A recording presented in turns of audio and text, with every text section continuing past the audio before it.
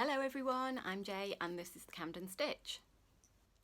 Just before we start, I want to let you know that I do talk about some fairly disturbing and painful things in this vlog, including self-harm and suicidal thoughts. So if that is going to upset you or trigger you in any way, then maybe just flick on to the next video. Hi, welcome back to the Camden Stitch and thank you for joining me today. I've been putting off this video for quite a while because it's a bit different to my usual videos. I'm going to speak to you today about my disability and what life is like with chronic illnesses, and it's just going to be a short video, and if you're not interested in that, that's absolutely fine. You can just skip on to one of the next videos that I do that's about sewing. The reason I'm doing this video is because when you have chronic illness, even if you don't want to identify as disabled or speak to people about your condition, that becomes really, really hard because it's with you all the time and it completely determines what you do in your life.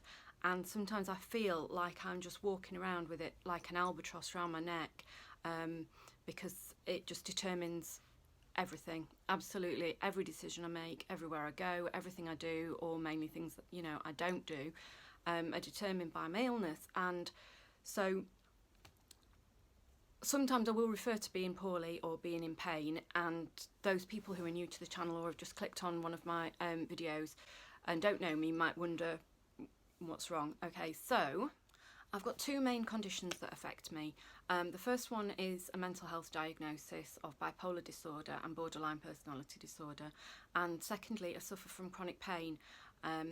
So just to sort of briefly give you an idea about what my life's been like, I've had mental health problems since I was about 13. I started hearing voices and feeling psychotic.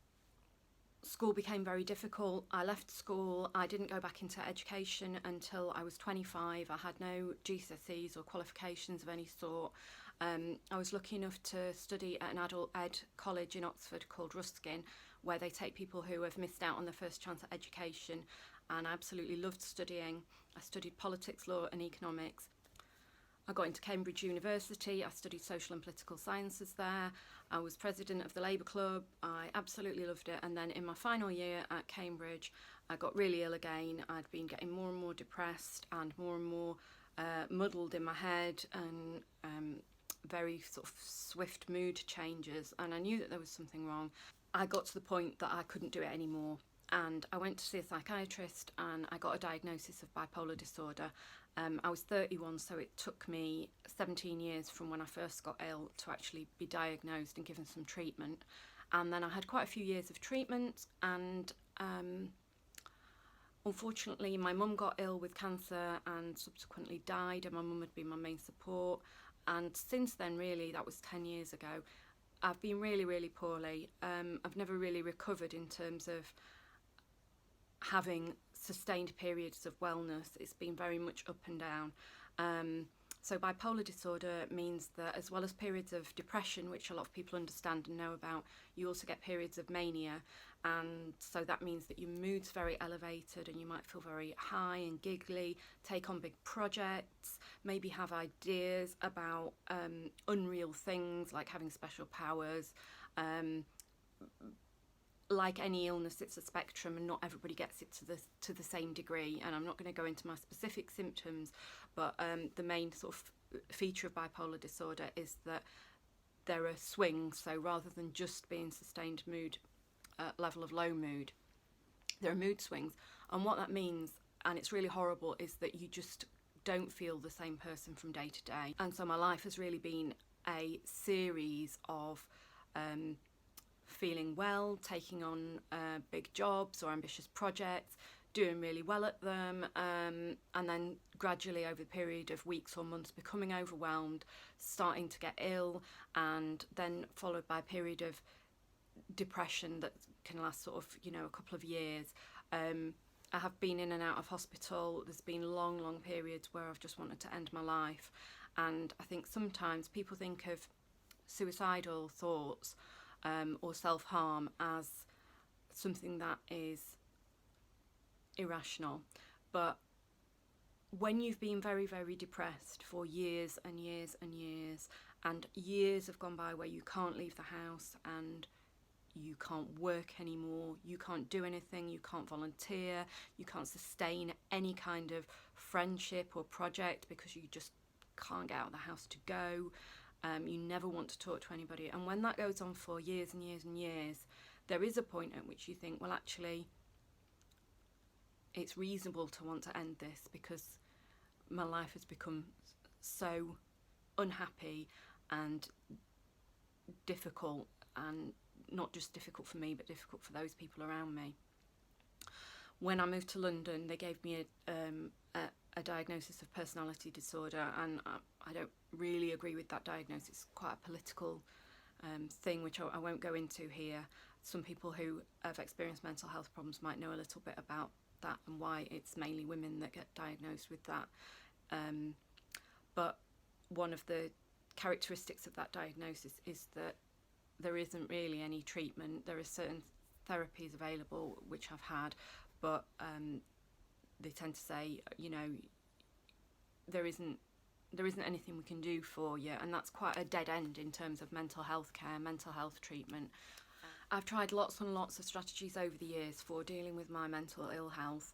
I've had lots of therapy, and some of it's been really, really helpful, and a lot of it's been very helpful in me identifying when an episode is coming on, a manic episode, and doing things that you can do to bring your mood down and alter how you're feeling and keep well and keep healthy. And I've also had a lot of medication, and again, some of it's been helpful and some of it hasn't been helpful.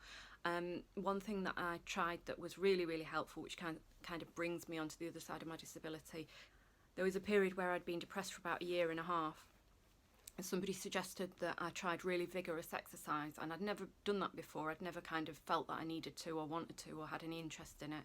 But I started going running, and it really did lift my mood. After I'd been running about a month, I felt a difference in my mood, similar to what I'd experienced before when I'd taken antidepressants. So a very kind of strong mood elevating effect. And it was brilliant. And I carried on running, and I started going to the gym, and it really did affect my health positively. And if you've watched my So Many Questions video where I talk about being a couch potato, you'll already know the next bit. But unfortunately, what happened is my discs started to go in my back, and I ended up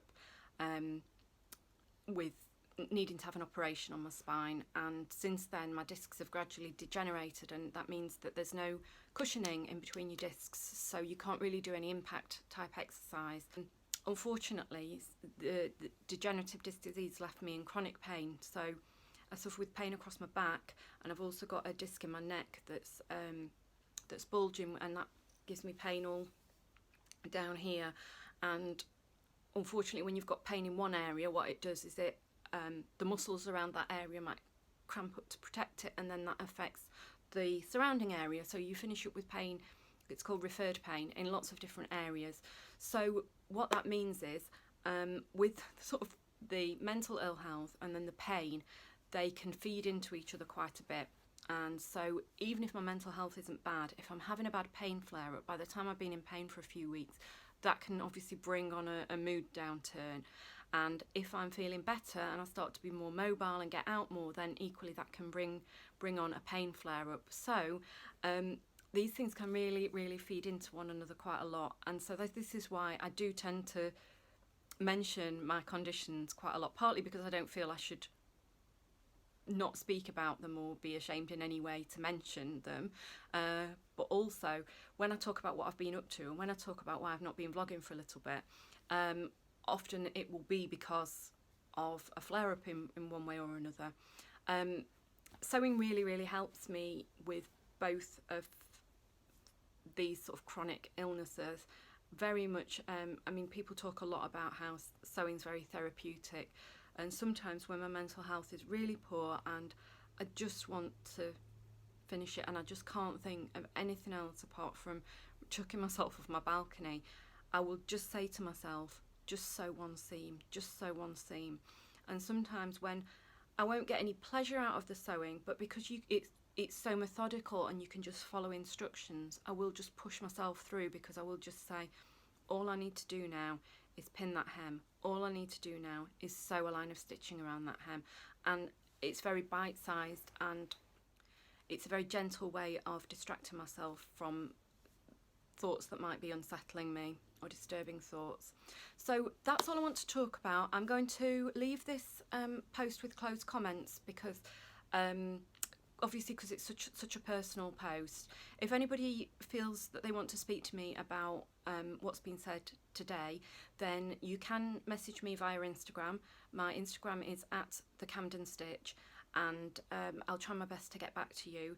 I can't support anybody else with their mental ill health. It wouldn't be fair for me to offer to do that. It wouldn't be realistic. I've had my own lived experience, but I haven't had any training in supporting anybody else, and what's more, I don't have the mental strength to support anybody else. But I'm always happy to reach out just to say hello and just to connect with other people who might be suffering from chronic illnesses of any sort. So I hope it's been helpful watching this today, and next time I see you we'll be talking about sewing, and it'll all be a little bit more fun and light. I shall see you next time. Bye bye.